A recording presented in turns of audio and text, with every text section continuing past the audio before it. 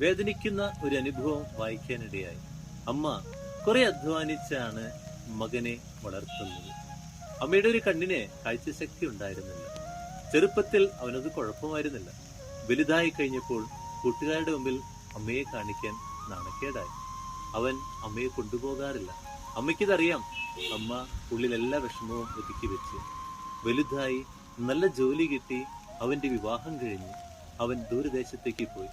അമ്മയെ വിളിക്കാറില്ല, അമ്മയോട് സ്നേഹം പ്രകടിപ്പിക്കാറില്ല. ഇത്രനാൾ അവനെ വലുതാക്കിയത് ഈ അമ്മയാണ്. അവസാന നിമിഷത്തിൽ അമ്മ മകനെ വിളിച്ചു, മോനെ, നിന്നെ എനിക്കൊന്ന് കാണണം. ആ വിളി അവൻ കേട്ടില്ല. അമ്മയുടെ മരണം കഴിഞ്ഞ് കർമ്മങ്ങളെല്ലാം കഴിഞ്ഞ് അവൻ അമ്മയുടെ അരികിലേക്ക് ഓടിയെത്തിയപ്പോൾ ഒരു ലെറ്റർ അവിടെ എഴുതി വെച്ചിട്ടുണ്ടായിരുന്നു.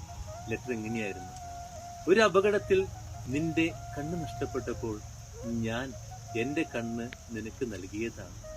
നിനക്ക് നല്ലത് വരട്ടെ. എന്നിലൂടെ നിനക്ക് ലോകത്തെ കാണാൻ സാധിക്കട്ടെ. പലപ്പോഴും തിരിച്ചറിവുകൾ ലഭിക്കുന്നത് അവസാനമാണ്. നമ്മളിവിടെയൊക്കെ എത്തിയിട്ടുണ്ടെങ്കിൽ നമ്മുടെ കൂടെയുള്ളവരുടെ ത്യാഗങ്ങളും സഹനങ്ങളുമാണ്.